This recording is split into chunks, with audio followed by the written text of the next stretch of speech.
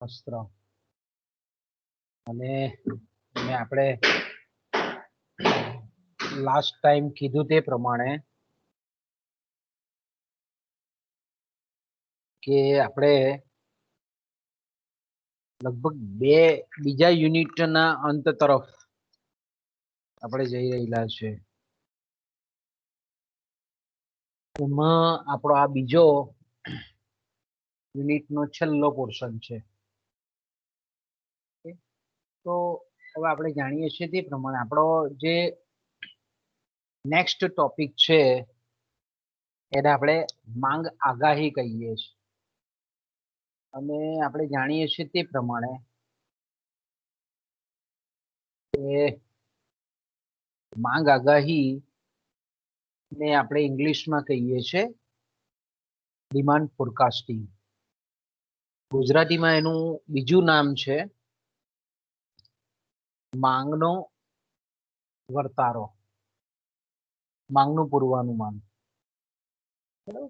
તો આપણે કહી શકીએ કે એનું જે નામ છે કે ભાઈ માંગ આગાહી, એટલે સ્વાભાવિક છે કે ભાઈ અત્યારે આજની જે ઉત્પાદનની પ્રક્રિયા છે એ ઉત્પાદનની પ્રક્રિયા કેવી છે તો કે ભાઈ ઉત્પાદનની પ્રક્રિયા આધુનિક સમયમાં એ બહુ સંકુલ પ્રક્રિયા છે. અને સંકુલ પ્રક્રિયા હોવાને લીધે આપણે એમ કહી શકીએ કે સંચાલકો જ્યારે પણ ખાસ કરીને કોઈ પણ ચીજ વસ્તુ અને સેવાઓનું ઉત્પાદન કરતા હોય ત્યારે સ્વાભાવિક છે કે એ જે ચીજ વસ્તુઓ કે સેવાઓનું ઉત્પાદન કરતા હોય એની ભવિષ્યમાં માંગ કેટલી રહેશે અને એ આપણે એમ કહીએ કે સંચાલકો ઉત્પાદનની પ્રક્રિયા હાથ ધરે છે. કારણ કે આપણે જાણીએ છીએ તે પ્રમાણે કે આધુનિક વર્તમાન સમયમાં જે ઉત્પાદનની પ્રક્રિયા છે એમાં ખાસ કરીને કે મૂડીનો સૌથી વધારે ઉપયોગ થાય છે. અને મૂડીનો જ્યારે વધારે ઉપયોગ થતો હોય અને બીજું આપણે જાણીએ છીએ તે પ્રમાણે કે ટેકનિકલ ઘણા બધા કોમ્પ્લેક્શનો આપણને જોવા મળે છે આજની જે ઉત્પાદન વર્તમાન પ્રક્રિયા છે તેમાં. એટલે આપણે એમ કહી શકીએ કે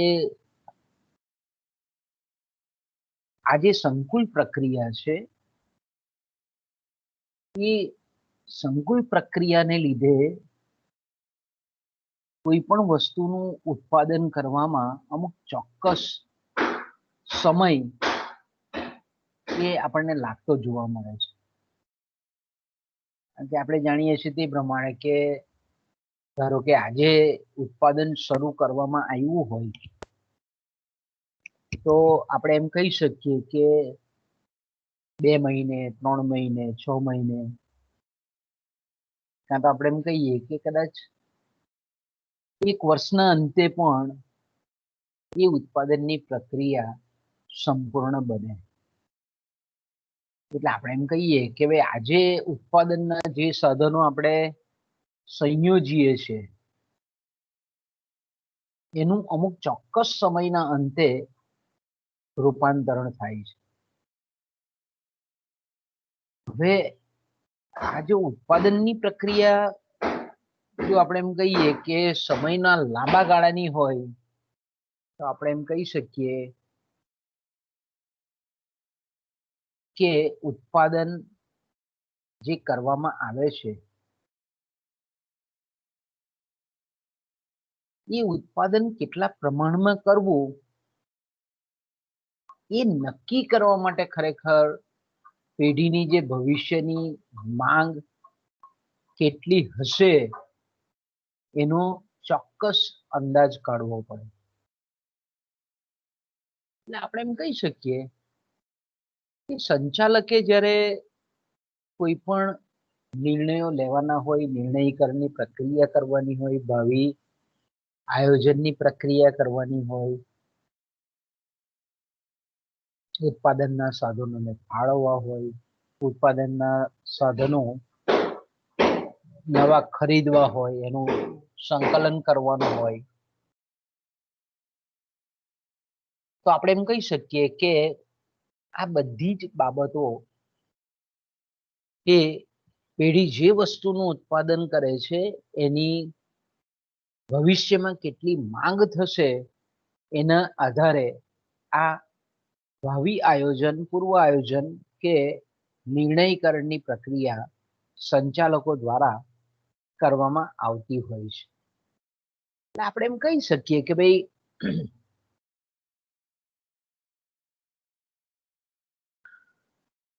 પેઢી જે વસ્તુ બનાવે છે એની ભાવિ જે માંગ છે એ ભાવિ માંગનો અંદાજ મેળવવાની જે પ્રક્રિયા છે તેને આપણે સાચા અર્થમાં માંગ આગાહી કહીએ છીએ.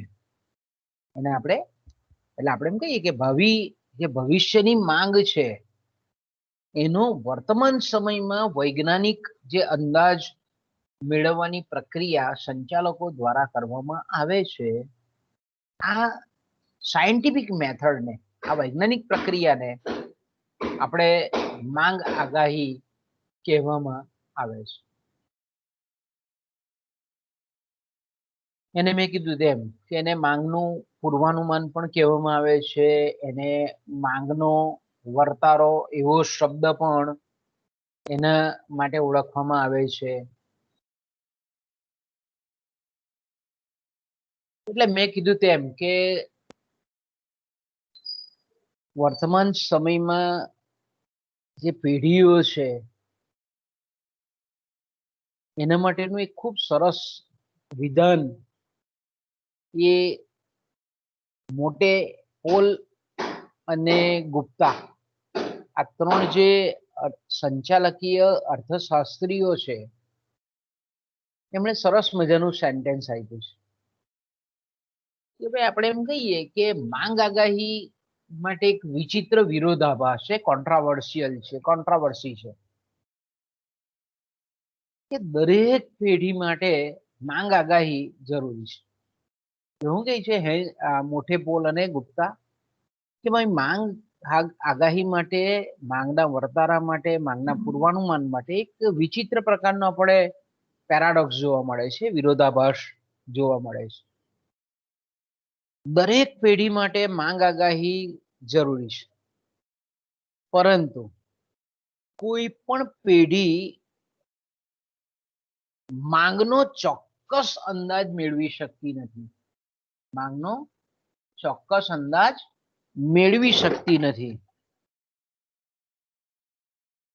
તેમ છતાં પ્રત્યેક પેઢી માંગને શક્ય તેટલો ચોક્કસ અંદાજ મેળવવાનો હેતુ ધરાવે છે. છતાં પણ દરેક પેઢી જે માંગનો શક્ય તેટલા અંશે ચોક્કસ અંદાજ, કારણ કે આપણે જાણીએ છીએ કે સમગ્ર પેઢીની સફળતાનો જો કોઈક પ્રમુખ આધાર હોય તો એ છે માંગ આગાહી. એટલે આપણે એમ કહી શકીએ કે કોઈ પણ સંચાલક હોય એ જ્યારે પણ આપણે એમ કહીએ કે માંગનો અંદાજ મેળવતી હોય ત્યારે એ અંદાજ વાસ્તવિક પરિસ્થિતિની ખૂબ નજીકનો હોય એવું એ ઈચ્છતી હોય છે.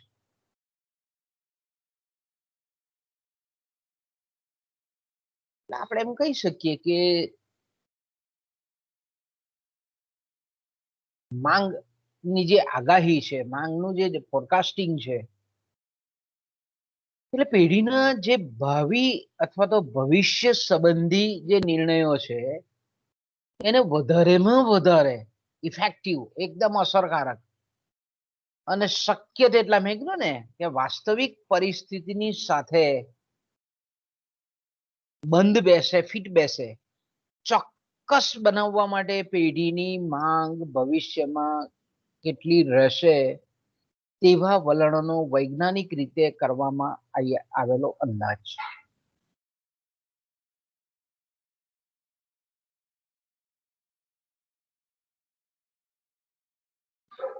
એટલે આપણે એમ કહી શકીએ કે અમેરિકન માર્કેટિંગ એસોસિએશન, બરાબર, અમેરિકાનું એક એસોસિએશન છે, એણે માંગ આગાહીની જે વ્યાખ્યા આપેલી છે એ આ પ્રમાણેની છે કે વેચાણ અંગે, બરાબર, વેચાણ અંગે નક્કી કરવામાં આવેલા કાર્યક્રમ હેઠળ, એટલે પહેલાથી પ્લાનિંગ, કોઈ પણ સંચાલક હોય કે કોઈ પણ પેઢી હોય કે કોઈ પણ આપણે એમ કહીએ કે મોટા કદની મલ્ટીનેશનલ કંપની હોય તે શું કરે છે કે ભાઈ એની વેચાણ અંગે એક ચોક્કસ પ્રકારનો કાર્યક્રમ, એના ઉદ્દેશો હોય એ પ્રમાણે સાધનોની ફાળવણી કરેલી હોય, ટાર્ગેટ હોય, બજાર હિસ્સા અંગેના એના આયોજનો હોય.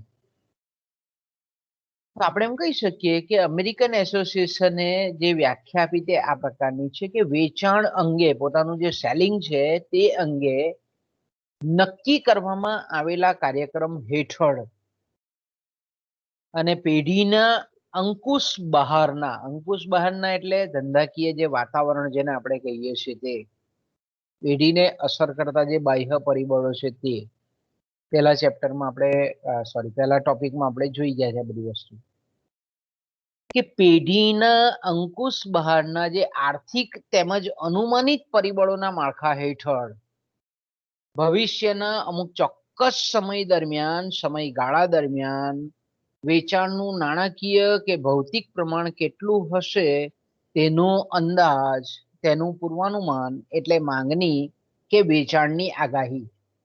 જો પરીક્ષામાં આપણને પ્રશ્ન એવો પણ પૂછે કે ભાઈ વેચાણની આગાહી એટલે શું, વેચાણની આગાહીની કોઈ પણ એક પદ્ધતિનું વર્ણન કરો.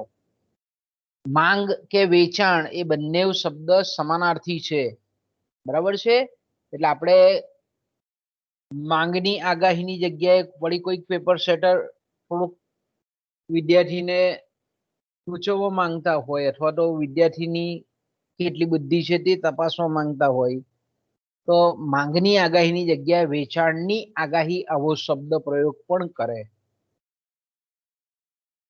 એટલે અહીંયા આપણે આ વ્યાખ્યાનો નિચોડ આપણે જોઈએ કે ભાઈ એક બાજુ આપણે એમ કહીએ કે વેચાણ માટેનું પ્લાનિંગ કરી નાખે છે કંપનીઓ, પેઢીઓ, અને જાણીએ છીએ તે પ્રમાણે કે પેઢીને બે પરિબળો મુખ્યત્વે અસર કરે છે, એક તો આંતરિક પરિબળો અને બીજા છે બાહ્ય પરિબળો.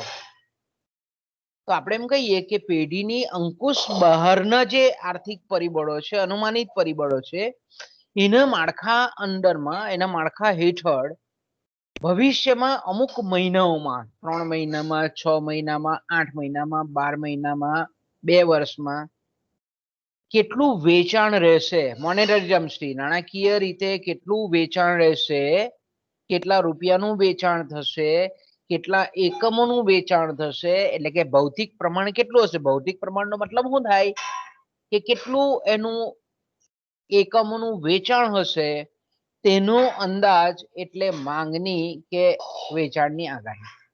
દાખલા તરીકે આપણે એમ કહીએ કે ધારો કે ટાટા કંપની છે, ઓકે, હવે ટાટા કંપનીએ નક્કી કર્યું કે ભાઈ 2021 અને 22, બરાબર, એટલે નાણાકીય વર્ષ જેને આપણે કહીએ છીએ 2021-22, તો અત્યારે પ્લાનિંગ કરે કે ભાઈ આપણે આવતું વર્ષ છે અત્યારે 2021 ચાલે છે, 21-22માં ટાટા કંપનીની પર્ટિક્યુલર કોઈ એક મોડલ, મોટર કાર નું એક મોડલ, કોઈ પણ મોડલ આપણે મૂકી શકીએ એનું, તો ભાઈ એ મોડલનું જે આપણે એમ કહીએ કે આગામી વર્ષે, આગામી અમુક ચોક્કસ સમયગાળા દરમિયાન, તો કે ભાઈ અંદાજ કરે કે ભાઈ અત્યારની અર્થતંત્રની આ પરિસ્થિતિ આવી છે, લોકોની નાણાકીય આવક આટલી છે, ધંધા વેપારની પરિસ્થિતિ એવી છે, સરકારની કરવેરા નીતિ એવી છે, રાષ્ટ્રીય આવકનું પ્રમાણ આટલું છે, અને પછી આપણે એમ કહીએ કે આ બધા જ પરિબળોનો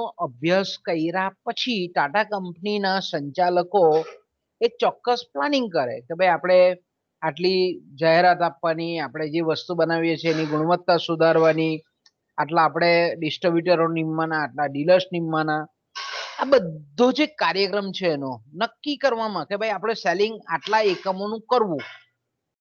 તો આ જે અંદાજ બને છે આ ચોક્કસ કાર્યક્રમની રૂપરેખા હેઠળ, એ ચોક્કસ કાર્યક્રમની રૂપરેખા હેઠળ જે કંઈ પણ આપણે એમ કહીએ કે પ્લાનિંગ કરે છે, અને એ આપણે એમ કહીએ કે આ અનુમાનિત માળખા હેઠળ, બરાબર, આ ચોક્કસ આપણે એમ કહીએ કે માળખા હેઠળ કેટલું વેચાણ થશે એનો અંદાજ, એટલે કોઈ નક્કી કરી લે કે ભાઈ 1 લાખ એકમોનું વેચાણ જો થતું હોય ને એની કિંમત ધારો કે એક ગાડીની કિંમત 35 લાખ રૂપિયા હોય, તો આપણે એમ કહીએ કે 1 લાખ ગુણ્યા 35.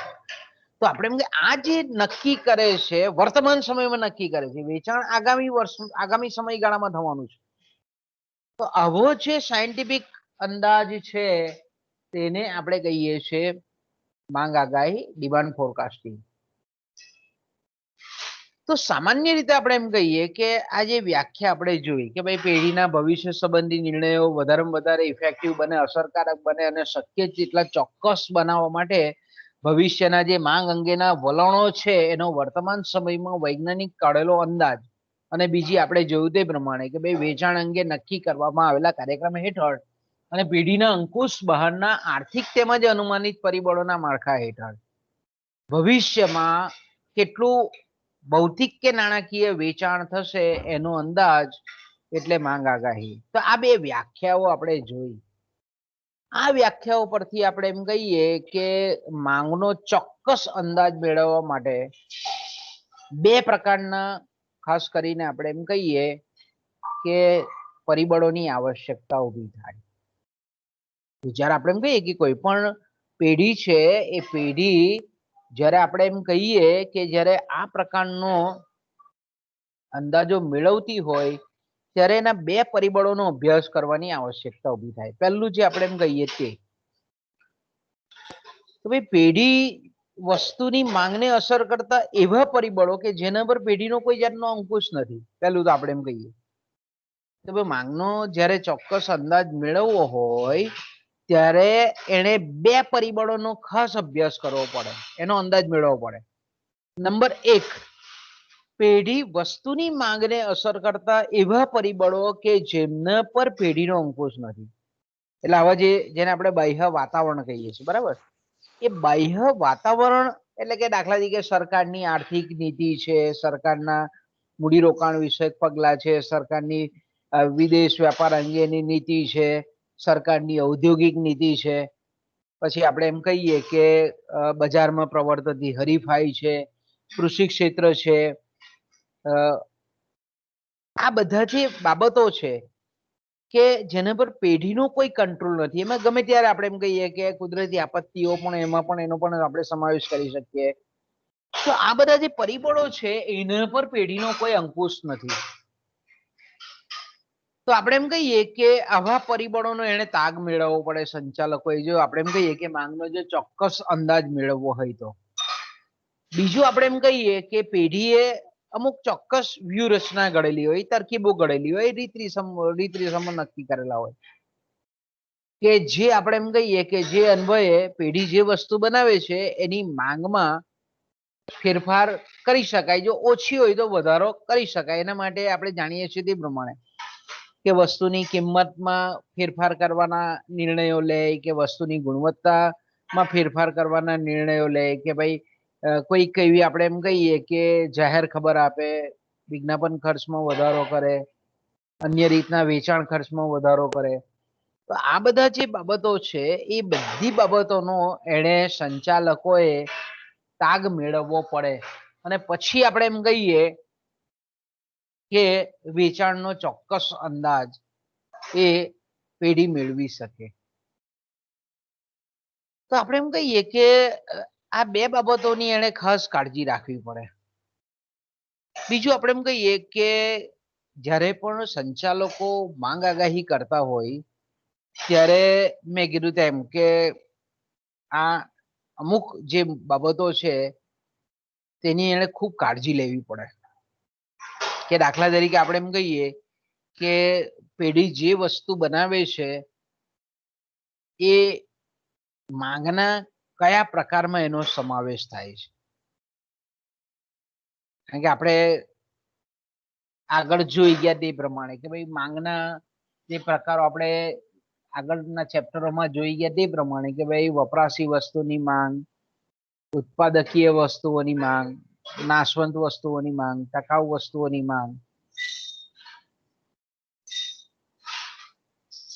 પછી વપરાશ મુલતવી રાખી શકાય તેવી વસ્તુઓ, જીવન જરૂરી વસ્તુઓ. માંગના આપણે કહીએ કે ઘણા બધા પ્રકારો આપણે જોઈ ગયા આગળ. તો પેઢીનો સંચાલક જે વસ્તુનું બનાવે છે એ કયા પ્રકારમાં એનો સમાવેશ થાય છે. બીજું આપણે જાણીએ છીએ તે પ્રમાણે કે પેઢી અથવા કંપની જે વસ્તુ બનાવે છે એની માંગને અસર કરતા પરિબળો કયા કયા છે, માંગના નિર્ણાયકો કયા છે. કારણ કે દરેક વસ્તુની માંગને નક્કી કરતા પરિબળો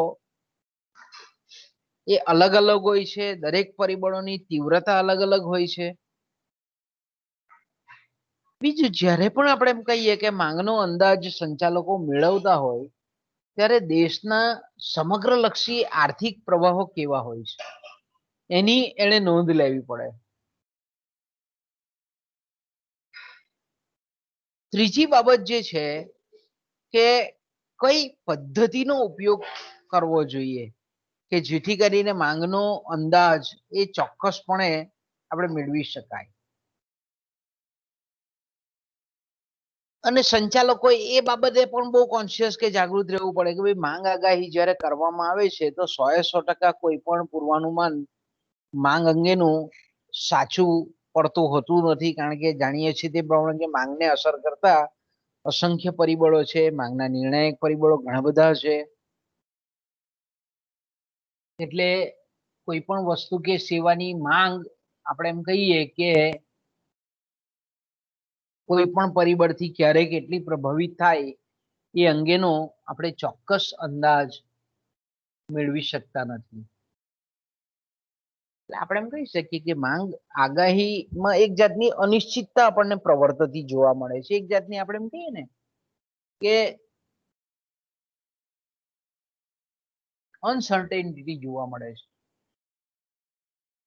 તો આપણે એમ કહી શકીએ કે આજે માંગની આગાહી છે, ખાસ કરીને આપણે જાણીએ છીએ તે પ્રમાણે કે માંગની આગાહી એ માત્ર જેને આપણે એમ કહીએ ને કે ભવિષ્યની માંગ અંગેનો અંદાજ નથી. શબ્દ બરાબર સમજજો. માંગની આગાહી એટલે આપણે બેઠા બેઠા સંચાલકો અથવા તો મેનેજર ખુરશીમાં બેઠો બેઠો ખાલી પોતાની આપણે એમ કહીએ ને કે મનમાં તુક્કો આવ્યો અને એ પ્રમાણે અંદાજ બાંધી દે કે ભાઈ આપણે તો આ જે વસ્તુ બનાવીએ છીએ આટલું વેચાણ તો થઈ જ જશે. તો આવો આપણે એમ કહીએ કે માંગની આગાહી એ ભવિષ્યનો માત્ર અંદાજ નથી, ખાલી એસ્ટિમેટ નથી. કારણ કે આપણે જાણીએ છીએ તે પ્રમાણે કે ખાલી જો અંદાજ કરવામાં આવે અને અંદાજ કરનાર જે વ્યક્તિ છે એ કેવો છે, દાખલા તરીકે આપણે એમ કહીએ કે જે સંચાલક છે એ લઘુતા ગ્રંથિ વાળો હોય,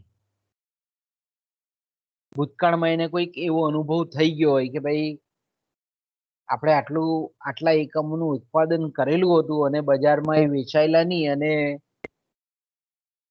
એને લીધે પેઢીએ બહુ ખોટ ભોગવવી પડેલી હતી. તો એક વખતનો ભૂતકાળના બનાવને એ બરાબર મગજમાં સંગ્રહી રાખે, મનમાં સંગ્રહી રાખે અને પછી જ્યારે પણ એ આગાહી કરવાની હોય ત્યારે આ જે ભૂતકાળની જે બાબત બનેલી હતી એને જો સતત વાગોળતો હોય તો ઘણી વખત આપણે એમ કહીએ કે પેઢી જે વસ્તુ બનાવે છે એની વાસ્તવિક માંગ કરતા ઓછું ઉત્પાદન થવાની સંભાવના છે. કે દાખલા તરીકે આપણે એમ કહીએ કે કોઈક નિયોજક એવું વિચારતો હોય કે ભાઈ આપણે ઉત્પાદન અત્યારે કરીએ, ઉત્પાદનના સાધનો ખરીદીએ, કાચો માલ સામાન લાવીએ, બધું કરીને આપણે 100 એકમોનું ઉત્પાદન કરીએ આગામી 6 મહિનામાં વેચવા માટે. પણ 6 મહિનાના સમયગાળા દરમિયાન જ્યારે વાસ્તવિક 6 મહિનાનો સમયગાળો નીકળે છે ત્યારે આપણે એમ કહીએ કે પેઢી એ 100 એકમ વસ્તુના બનાવેલા હતા, પણ વાસ્તવમાં માંગ એની ધારો કે 700 એકમની હતી. પણ કંપનીના સંચાલકને ભૂતકાળમાં એવો કડવો અનુભવ થઈ ગયેલો હતો કે ભાઈ જો વધારે પડતું ઉત્પાદન કરી નાખ, કોઈક એક એક્સેપ્શનલ અપવાદરૂપ કેસમાં એવું બન્યું હોય કે ભાઈ કોઈક વખત વેચાણ નહીં થયેલું હોય, તો દર વખતે જ્યારે પણ માંગની આગાહી કરવામાં આવતી હોય અને આ રીતનો માંગ અંગેનો અંદાજ પ્રાપ્ત કરવાનો હોય ત્યારે આ જ ઘટનાને સતત વાગોળતો રહી તો ઘણી વખત આપણે જાણીએ છીએ તે પ્રમાણે કે એકચ્યુઅલ વાસ્તવિક માંગ કરતા, એના વાસ્તવિક વેચાણ કરતા પેઢીનો સંચાલક આવો લઘુતા ગ્રંથિથી પીડાતો હોય તો તેવા સંજોગોમાં આપણે એમ કહીએ કે નફાના તકને એ જતી કરે છે. આનાથી ઉલટું પણ આપણે વિચારી શકીએ કે દાખલા તરીકે કોઈ સંચાલક બહુ આશાવાદી હોય કે ભાઈ એક વખત એને 200 એકમનું ઉત્પાદન કરેલું હોય ને 200 વેચાઈ ગયા હોય, બીજા વર્ષે એવું થયું હોય કે ભાઈ એને 300નું ઉત્પાદન કર્યું હોય ને 300 ને 300 વેચાઈ ગયા હોય, અને મેં કીધું તેમ કે ભાઈ ઓવર કોન્ફિડન્સમાં આવી જાય, વધારે પડતો કોન્ફિડન્સમાં આવી જાય, અને તેવા સંજોગોમાં આપણે એમ કહીએ કે એ સંચાલકના મનમાં એવું થઈ જાય કે ભાઈ આપણે જેટલું પણ ઉત્પાદન કરીએ છીએ બધું જ વેચાઈ જ જાય છે, બરાબર, તો વધારે પડતો એ આશાવાદી બની જાય અને આપણે એમ કહીએ કે વધારે ઉત્પાદન એ કરી નાખતો ઘણી વખત આપણને જોવા મળે. તો તેવા સંજોગોમાં વાસ્તવિક જ્યારે સમયગાળો પસાર થતો હોય અને એટલી ધારો કે માંગ ન થાય તો પેઢીને આપણે એમ કહીએ કે ઘણો બધો ડૂબટ ખર્ચ ઉઠાવવો પડે, સંક કોસ્ટ ઉઠાવવો પડે, અને પેઢીના જો આપણે એમ કહીએ કે સંચાલકે જે કંઈ પણ એકમોનું ઉત્પાદન કરેલું હોય એ વણ વેચાયેલા પડી રહે, એટલે ઘણો બધો ખર્ચ આપણે એમ કહીએ કે પેઢીના સંચાલકે ઉઠાવવો પડતો હોય છે. એટલે પેઢીને ટૂંકમાં આપણે એમ કહીએ કે નુકસાન જાય.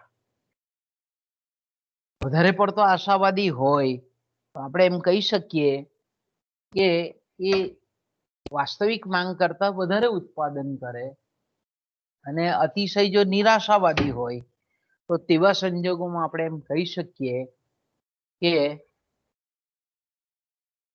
એ ઓછું ઉત્પાદન કરે, એટલે નફાની તકો એ બંને જતી કરે છે. તો આપણે એમ કહી શકીએ કે જ્યારે આપણે એમ કહીએ કે કેવળ કોઈ પણ અભ્યાસ વગર જ્યારે આ રીતના આપણે એમ કહીએ કે સંચાલક માંગ અંગેના અંદાજ મેળવતો હોય ત્યારે ખરેખર આપણે એમ કહીએ કે એની આગાહી સાચી પડતી નથી. એ જ રીતે આપણે એમ કહીએ કે ભાઈ માંગ આગાહી એ કેવળ ભવિષ્યની માત્ર અટકળ નથી, બરાબર, કારણ કે માત્ર અટકળ કેવી છે, તરંગી, જેને આપણે કલ્પનાઓ કહીએ છીએ, તે તરંગી વિચારો કહીએ છીએ, તે એ કેવા હોય છે તો કે ભાઈ એ અવૈજ્ઞાનિક હોય, સાયન્ટિફિક નહીં હોય, કારણ કે એની પાછળ કોઈ જેને આપણે વૈજ્ઞાનિક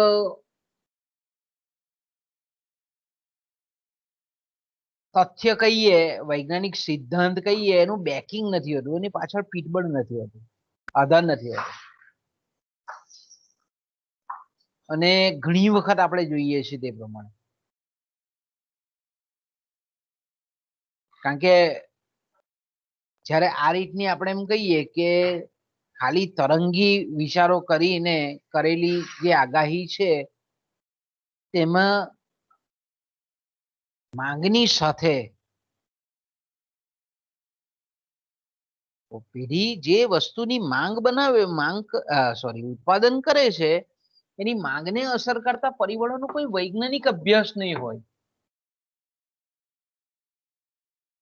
જો આપણે એમ કહીએ કે આવા પેઢીની માંગને અસર કરતા જે પરિબળો છે એ પરિબળોના અભ્યાસ કર્યા વગર જો આપણે એમ કહીએ કે માંગનો અંદાજ મેળવવામાં આવે તો મેં કીધું તેમ કે આવા અંદાજો એ ઘણા બધા ખોટા પડે છે.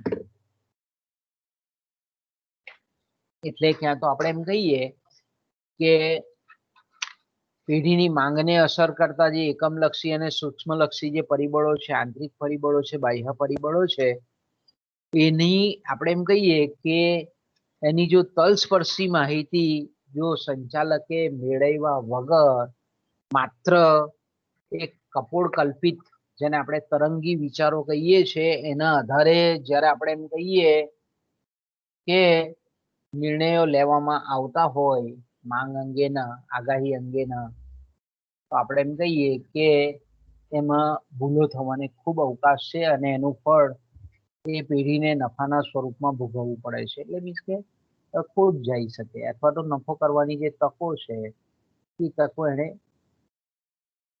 ગુમાવવી પડે છે. તો આપણે એમ કહી શકીએ કે ભાઈ માંગ આગાહી ચોક્કસ રીતે કઈ રીતે થઈ શકે, આપણે એમ કે ને કઈ રીતે આપણે એમ કહીએ કે માંગનો ચોક્કસ અંદાજ એ મેળવી શકાતો હોય. તો આપણે એમ કહી શકીએ કારણ કે સામાન્ય જાણીએ છીએ તે પ્રમાણે કે ભાઈ માંગની આગાહી છે તે અંતે તો આપણે એમ કહીએ કે ભવિષ્યની જે પરિસ્થિતિ છે એ વિશેનો અંદાજ છે.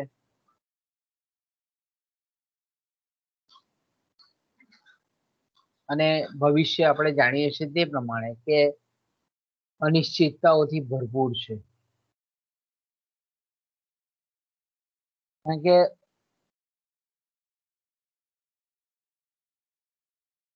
વર્તમાન સમયમાં પ્રેઝન્ટમાં જે આપણે એમ કહીએ અંદાજ ભવિષ્યને લગતો કરવામાં આવતો હોય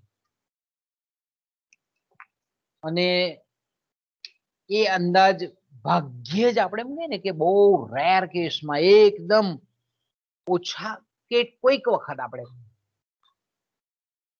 એ અંદાજ ભવિષ્યમાં સંપૂર્ણ સાચો પડે એવી શક્યતા ખૂબ ઓછી હોય છે. તો આપણે એમ કહીએ કે માંગ આગાહીને ચોક્કસ કઈ રીતે કહી શકાય.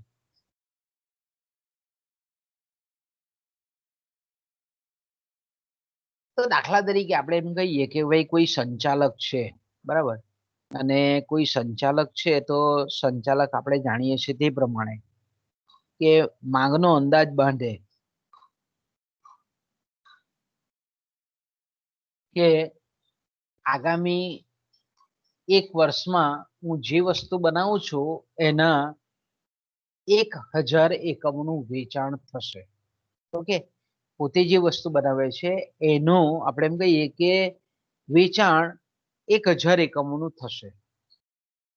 ધારો કે આપણે એમ કહીએ કે એક વર્ષ પૂરું થાય છે અને વાસ્તવિક જ્યારે વેચાણના આંકડાઓ પેઢી દ્વારા તૈયાર કરવામાં આવે છે કે ભાઈ કેટલું આપણે દર મહિને કેટલું સેલિંગ થયું અને વર્ષના અંતે કેટલું વેચાણ થયું, અને ધારો કે આપણે એમ કહીએ કે 1000 એકમોની એણે આગાહી કરેલી હતી, એનું વેચાણ થશે એવો અંદાજ મેળવેલો હતો. એ જ રીતે એણે ઉત્પાદનના સાધનો ખરીદેલા હતા, એ જ રીતે ઉત્પાદનની પ્રક્રિયાનો આરંભ કરેલો હતો અને વેચાણ અંગેની જે કંઈ પણ ચેનલ છે, ડિસ્ટ્રીબ્યુશન ચેનલ છે, એ પ્રમાણે ગોઠવેલી હતી. અને વર્ષના અંતે એણે જ્યારે વેચાણ, વાસ્તવિક વેચાણ જે થયું એના આંકડાઓ મેળવ્યા અને એના પરથી એને ખબર પડી કે ભાઈ આપણું જે વેચાણ એકચ્યુઅલી થયેલું છે તે 950 એકમનું થયેલું છે.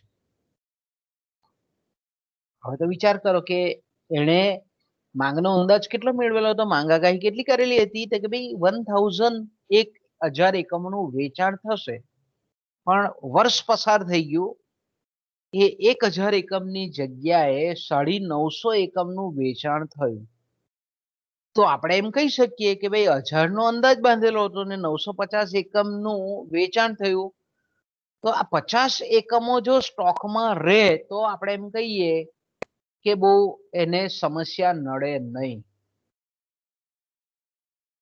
કારણ કે આપણે એમ કહીએ કે અંદાજેનો ખાલી 50 એકમનું જ આપણે એમ કહીએ કે વધારાનું ઉત્પાદન છે, તો આપણે એમ કહીએ કે એનો માંગનો અંદાજ સચોટ અથવા તો વાસ્તવિક પરિસ્થિતિની સાથે મેચ થાય એવો છે, આપણે એમ કહી શકીએ. ઓકે, ઘણી વખત આપણે જોઈએ છે તે પ્રમાણે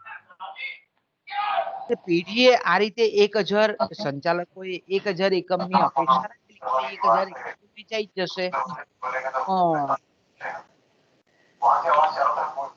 1200 એકમ જેટલી આપણે એમ કહીએ કે સોરી 1200 જેટલી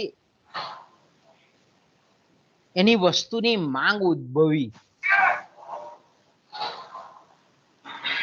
બરાબર, તો 1200 જેટલી માંગ ઉદ્ભવી, તો એનો મતલબ આપણે એવો કરી શકાય કે માંગ આગાહી કરવામાં ક્યાંક કચાશ રહી ગઈ. પણ જો આપણે એમ કહીએ કે એને 1000 નો અંદાજ બાંધ્યો હોય અને 1050 જેટલા એકમોનું વેચાણ, 1000 એકમ તો ઉત્પાદન કરેલા જ હતા, પણ 50 એકમનું એડવાન્સ બુકિંગ જો થયું હોય, તો આપણે એમ કહી શકીએ કે આ માંગનો અંદાજ એ સચોટ છે. પણ જો 1200 એકમ એટલે કે 200 એકમ વધારાનું જો એડવાન્સ બુકિંગ થયું હોય એ વસ્તુ માટે, તો આપણે એમ કહી શકીએ કે માંગનો અંદાજ જે મેળવેલો હતો, સંચાલકોએ કરેલો હતો, તે કેવો હતો? ક્ષતિવાળો હતો. એટલે આપણે એમ કહી શકીએ કે સંચાલકો દ્વારા તૈયાર કરવામાં આવેલો જે અંદાજ છે એ ખોટા પડવાની શક્યતા, સંભવિતતા ખૂબ ઓછી હોય, અથવા તો આપણે એમ કહીએ કે સાચો પડવાની સંભાવના સૌથી વધારે હોય, ત્યારે આપણે એમ કહી શકીએ કે માંગ અંગેની આગાહી જે છે એ કંઈક અંશે ચોક્કસ છે, એમ આપણે કહી શકાય.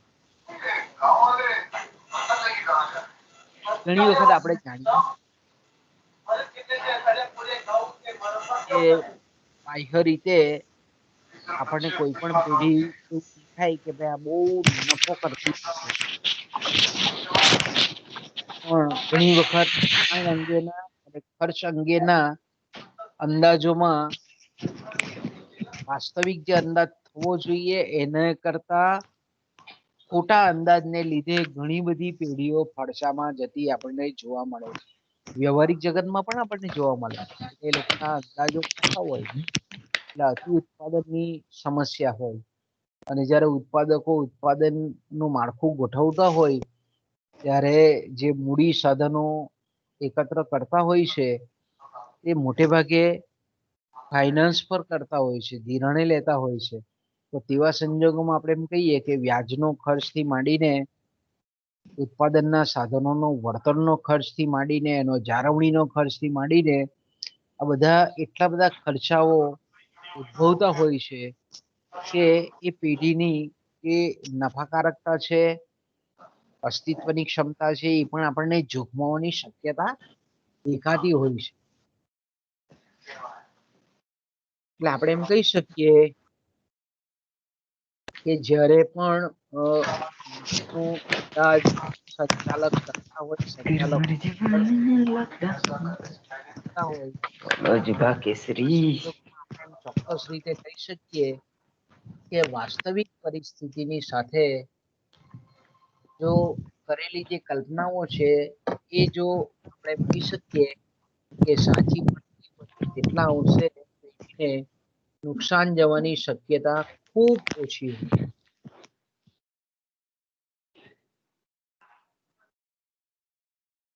આગળ જઈએ એટલે આપણે એમ કહી શકીએ કે ખાસ કરીને માંગ આગાહી માં વધુમાં વધુ ચોક્કસતા આવે એ રીતે આ 3 શરતોનું પાલન ખાસ કરીને થવું જોઈએ. પહેલું જે છે તે કે ભાઈ માંગ આગાહી એકદમ સાયન્ટિફિકલી થવી જોઈએ. વૈજ્ઞાનિક રીતોનો ઉપયોગ, વૈજ્ઞાનિક પદ્ધતિનો ઉપયોગ કરીને થયેલી હોવી જોઈએ. એટલે કે આજના આપણે જાણીએ છીએ તે પ્રમાણે કે પેઢીના સંચાલકો પાસે વર્તમાન સમયની વાત કરીએ તો ઘણા બધા સોર્સમાંથી આપણને ડેટાબેઝ કંપનીને ઉદ્યોગને કે સમગ્ર રાષ્ટ્રના વેચાણ અંગેના તમામ આંકડાઓ આજે કોઈક ને કોઈક માધ્યમ દ્વારા ઉપલબ્ધ છે. એવી ઘણી બધી સંસ્થાઓ છે કે જે સતત આપણે એમ કહીએ કે આવા સ્ટેટિસ્ટિક્સ ની સાથે સંકળાયેલી છે. એ લોકોના સંશોધનો હોય છે. તો આપણે એમ કહીએ કે જ્યારે પણ સંચાલક માંગની આગાહી કરતો હોય છે ત્યારે ટોટલી સાયન્ટિફિક હોવી જોઈએ.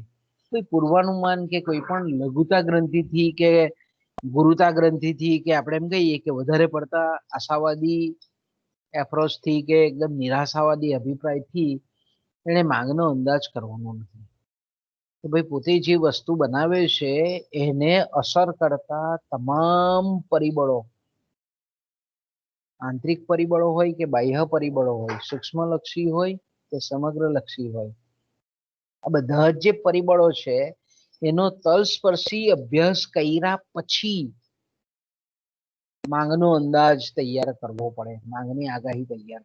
એટલે ટૂંકમાં આપણે એમ કહીએ કે તમામ જે માંગને અસર કરતા જે ચલ પરિમાણો છે એનો વૈજ્ઞાનિક ઢબે અભ્યાસ કરીને પછી અંદાજો મેળવવાનો છે.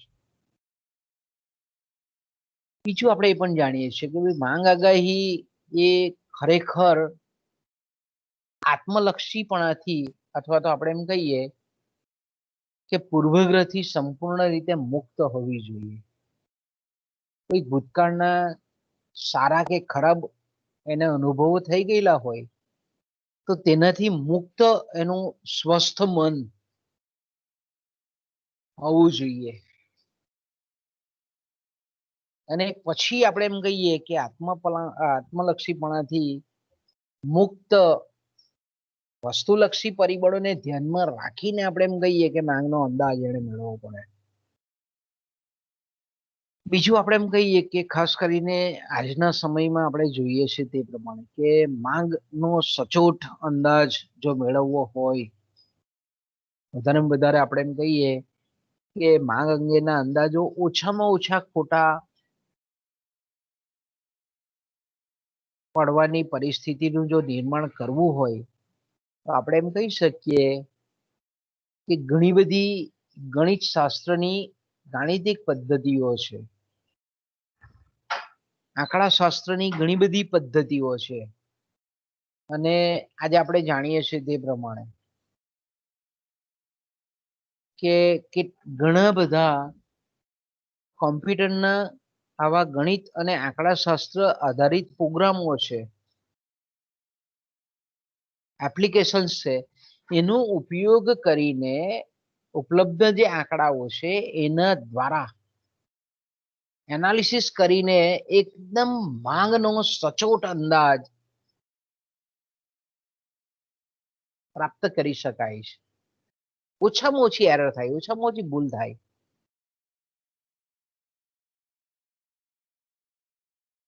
તો આપણે એમ કહીએ કે આ જો 3 શરતો જો વ્યવસ્થિત રીતે પાલન થતું હોય 3 શરતોનું, તો આપણે એમ કહી શકીએ કે માંગનો જે વર્તારો છે, માંગનું જે પૂર્વાનુમાન છે કે માંગ આગાહી છે એ ઓછામાં ઓછી ખોટી પડે અથવા તો વાસ્તવિક પરિસ્થિતિની સાથે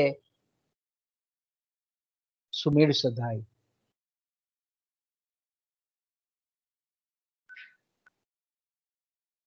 ત્યાર પછીનો જે આપણો આગળનો જે મુદ્દો છે તે પ્રમાણે ભાઈ માંગ આગાહીની ઉપયોગિતા. મેં કીધું ને કે આજનો જે સંચાલક છે અને સંચાલક આપણે જાણીએ છીએ તે પ્રમાણે કે સતત નિર્ણયકરણની પ્રક્રિયા સંચાલકે અથવા તો સંચાલકોએ કરવી પડતી હોય છે. અને પેઢીની અંદરની મોટાભાગની જે નિર્ણયકરણની પ્રક્રિયા છે, ભવિષ્યના આયોજનની પ્રક્રિયાઓ છે, એ મોટે ભાગે માંગની સાથે સંકળાયેલી છે, પ્રત્યક્ષ યા પરોક્ષ રીતે. એટલે આપણે એમ કહી શકીએ કે માંગના જેટલા પણ સચોટ અંદાજ પ્રાપ્ત થાય એટલા અંશે પેઢી એ સફળતાની સીડી વિના વિઘ્ને ચડી શકે છે.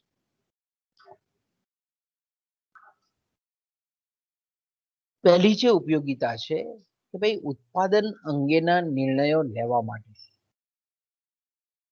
કારણ કે કોઈ પણ સંચાલક છે એને પોતે જે વસ્તુ બનાવે છે એને કેટલા એકમોનું ઉત્પાદન કરવું એનો ખ્યાલ કેના પરથી આવે તો કે ભાઈ એની આગામી સમયગાળામાં ભવિષ્યમાં માંગ કેટલી હશે એનો એને ખ્યાલ હોય તો જ આપણે એમ કહીએ કે ઉત્પાદન અંગેના નિર્ણયો લઈ શકે. કારણ કે ભવિષ્યની માંગને ધ્યાનમાં રાખીને એણે ઉત્પાદનના સાધનો નવા લેવા કે કેમ, જે પેઢી પ્લાન્ટ છે તેને 8 કલાક ચાલુ રાખવો, 12 કલાક ચાલુ રાખવો, 16 કલાક ચાલુ રાખવો કે 24 કલાક ચાલુ રાખવો, ઉત્પાદન શક્તિના કેટલા દરે ઉપયોગ કરવો, કેટલા નવા સાધનો ખરીદવા, પ્લાન્ટનું વિસ્તરણ કરવું કે કેમ, આ બધા જ જે કંઈ પણ ઉત્પાદન અંગેના નિર્ણયો છે એ નિર્ણયો માટે એ નિર્ણયકરણની પ્રક્રિયા માટે આપણે એમ કહીએ કે ભવિષ્યની માંગનો વૈજ્ઞાનિક સચોટ અંદાજ હોવો જરૂરી છે. કારણ કે માંગ કરતા જો વધારે ઉત્પાદન થાય તો મેં કીધું તેમ કે વધારાના ઉત્પાદનોને નો જે આપણે એમ કહીએ કે પેઢીએ ખર્ચ ભોગવવો પડે છે, ઉઠાવવો પડે છે, વ્યાજના સ્વરૂપમાં, જાળવણીના સ્વરૂપમાં, બગડી જવાના મૂલ્ય નષ્ટ થવાના પરિપ્રેક્ષ્યમાં. તો એટલા અંશે પેઢીને ખોટ જાય. એ જ રીતે જો આપણે કીધું તે પ્રમાણે કે ભવિષ્યમાં જે એની માંગ વાસ્તવિક માંગ થાય છે એના કરતા જો ઓછું ઉત્પાદન થાય તો સ્વાભાવિક છે કે પેઢીને ઉપલબ્ધ જે નફાની તકો છે એ એણે જતી કરી દેવી પડે છે. એટલે આપણે એમ કહી શકીએ કે માંગ આગાહી જે છે એ પેઢીને તેનું ઉત્પાદન જે પેઢીની જરૂરિયાત છે, રિક્વાયરમેન્ટ છે એ અનુસાર યોગ્ય પ્રમાણમાં અને ચોક્કસ સમયસર કરવા માટે ખૂબ ઉપયોગી છે. નંબર 2, બીજી ઉપયોગિતા કે ભાઈ ચીજ વસ્તુઓનું ઉત્પાદન કરવા માટે પોતે જે વસ્તુઓ બનાવે છે એનું ઉત્પાદન કરવા માટે કયા સાધનો, કેટલા પ્રમાણમાં, ક્યારે ખરીદવા, કાચા માલનો સ્ટોક કેટલો ગોડાઉનમાં રાખવો, કેટલી લોન લેવી, કેટલું ધિરાણ લેવું, કયા સ્ત્રોત પાસેથી ધિરાણ લેવું, કેટલી માત્રામાં લેવું, કેટલા પ્રમાણમાં લેવું, આ બધા જ નિર્ણયો લેવામાં આપણે એમ કહીએ કે માંગ આગાહી ખૂબ ઉપયોગી નીવડે છે.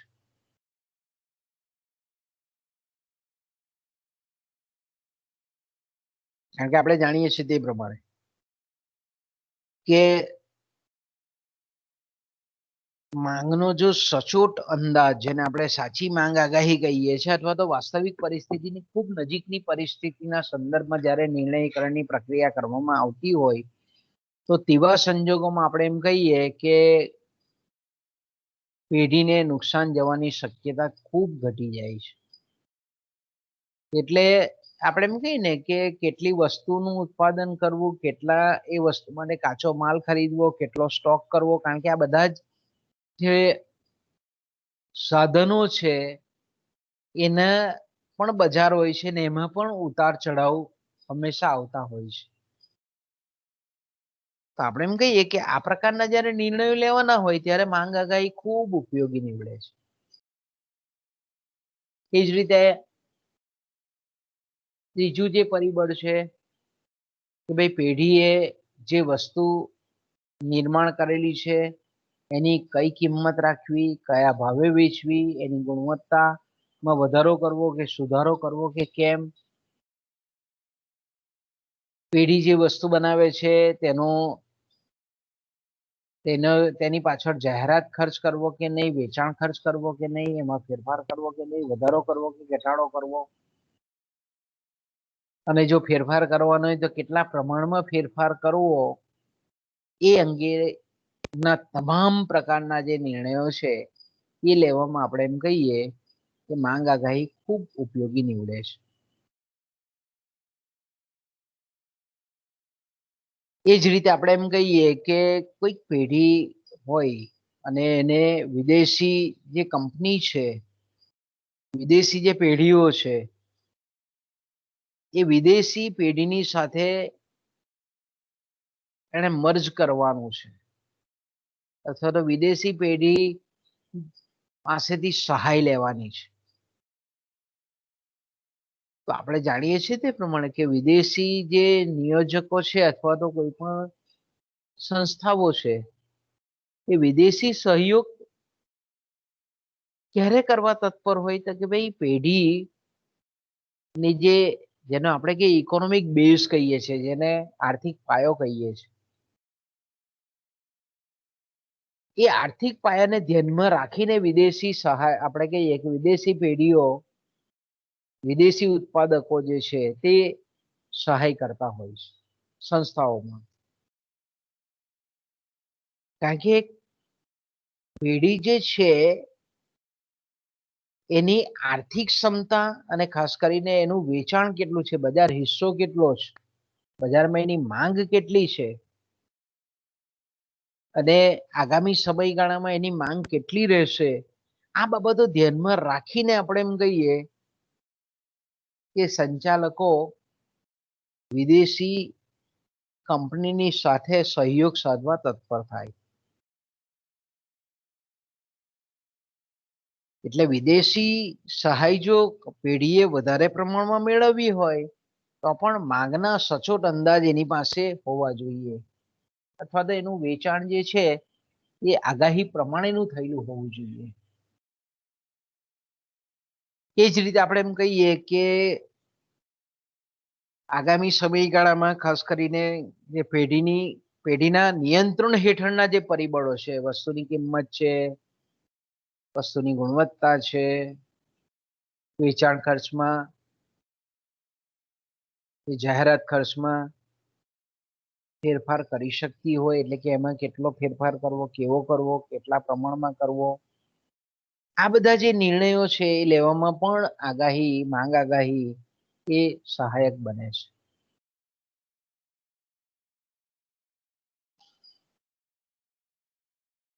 ખાસ કરીને આપણે એમ કહીએ કે અમેરિકા અને બ્રિટન છે, જર્મની છે, ફ્રાન્સ છે, ઇટાલી છે, આવા જે વિકસિત દેશો છે એમાં સામાન્ય રીતે આપણે એમ કહીએ કે આપણા જેવા વિકાસશીલ દેશો કરતા માંગ આગાહીનું સવિશેષ મહત્વ છે.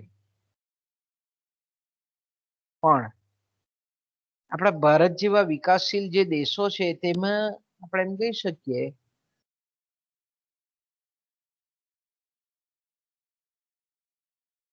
કે જ્યાં વસ્તુનો પુરવઠાના પ્રશ્ન છે, માંગના પ્રશ્નો નથી. વિકસિત દેશોમાં ઉલટું છે, ત્યાં માંગને લગતા પ્રશ્નો છે.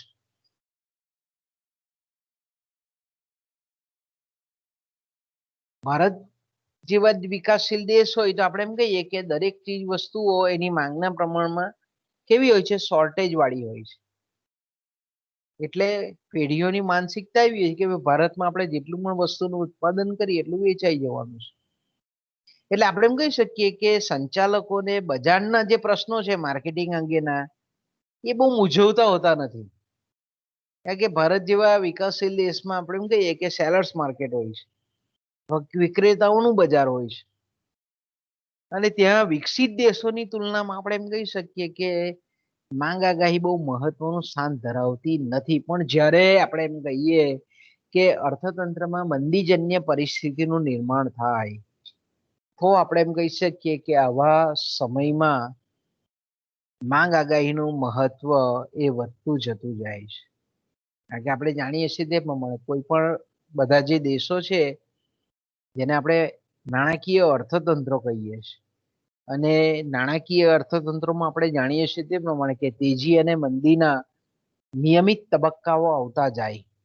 તો ખાસ કરીને જ્યારે મંદીજન્ય પરિસ્થિતિ અર્થતંત્રમાં હોય, સંકોચનની પરિસ્થિતિ હોય, ત્યારે એ પરિસ્થિતિ વખતે ખાસ કરીને આપણે એમ કહીએ કે મંદીજન્ય પરિસ્થિતિ છે તે વખતે માંગનો અંદાજ સંચાલકોએ મેળવવો ખૂબ જરૂરી છે. એટલે આપણે એમ કહી શકીએ કે તાજેતરના વર્ષોમાં માંગ આગાહીનું મહત્વ એ સ્વીકારવામાં આવેલું છે. તો બાળકો આપણે અહીંયાથી અટકીએ, કારણ કે એસવાય નો પીરિયડ છે.